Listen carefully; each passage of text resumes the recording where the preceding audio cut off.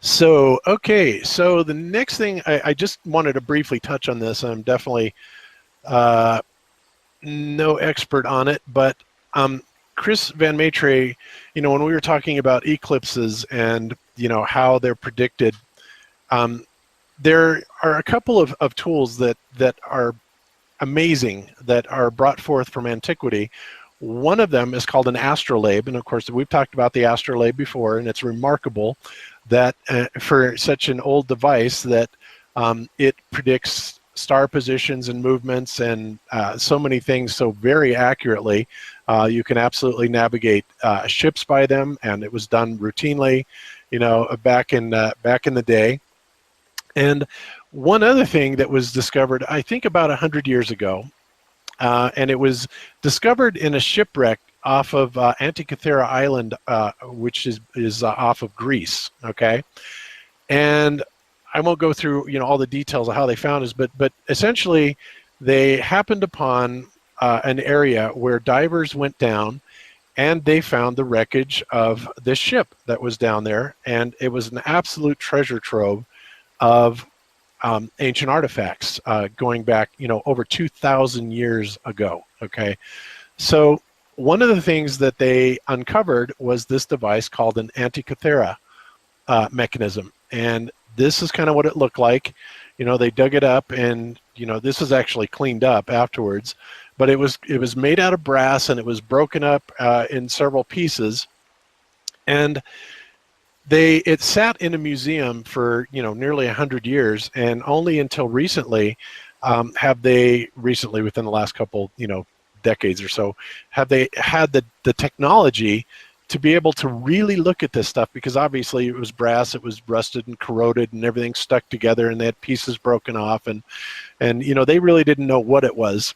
And so what they found out is at some point the curators of the museum were able to convince an X-ray technology company to literally prototype a device to be able to look at this particular piece of equipment in 3 dimensions. Okay, and the imaging of it absolutely came out fantastic.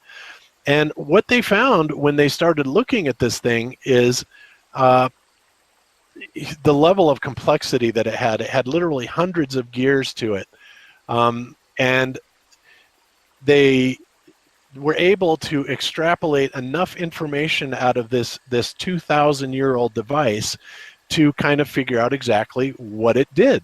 Okay, and what this Antikythera device did is it predicted the movement of the planets. It predicted certain things that were, very important back in the day, not the least of which would be the Olympic Games. Of course, they weren't necessarily called the Olympic Games at that point. They were just the games, and several of the island states and places around Greece participated in them.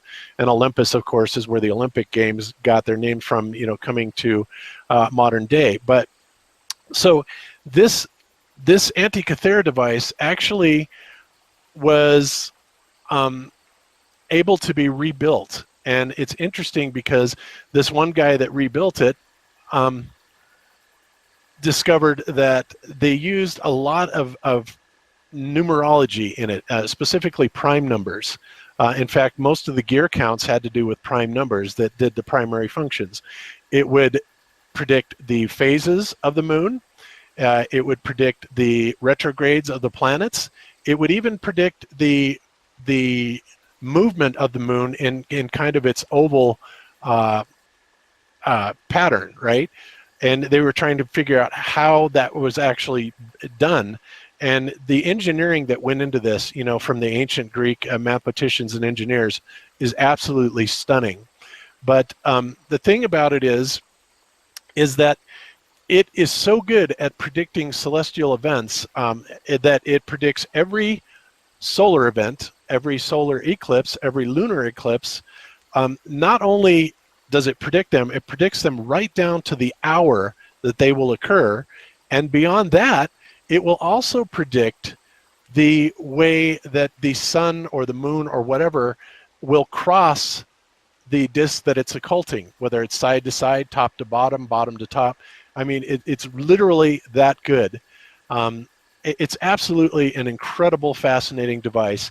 But it wouldn't surprise me if this, of course, is the basis of the mathematical basis where they are able to predict these lunar and solar eclipses. And what's interesting about this is I'm going to show something here in a little bit about those eclipses that just came up again recently that has really gotten my mind going on eclipses again. But if you haven't seen or heard anything about this Antikythera mechanism, there are some excellent documentaries. Probably the best one that I saw was a BBC documentary, which is this one right here. It's called The 2000-Old Computer Decoding the Antikythera Mechanism. It's an hour-long documentary. I will put this in the show notes, and is absolutely a fascinating story. So have either one of you, Jern or John, looked into this or heard anything about this incredible mechanism? Yeah, I was familiar with it when it was found, and I know that they did lots of different MRI tests on it to see how it worked, and I was aware that lots of people were attempting to reconstruct it, and apparently this guy did it, but I haven't done any sort of in-depth study into it, but yeah, that's awesome. Okay. Yeah, same thing. I've heard of it, and saw that what you're talking about the prime numbers, and it needed so many different cogs and things like that, but I haven't done anything beyond that. Yeah, well, it was just kind of something I came across, because Chris Van Maitre, we were talking about eclipses, and he's talking about how this ancient 2,000-year-old mechanism predicts them. I mean, like I said, right down to the hour, and beyond that, the way that the object being occulted is being occulted, left, right, top, bottom, up, down. And beyond that, even the color that the moon would turn. There are several different colors that it actually shows that they found labeling, and there's orange or different hues of red, and all this was part of the inscription that they were able to figure out. And I was absolutely blown away by this thing. Unreal.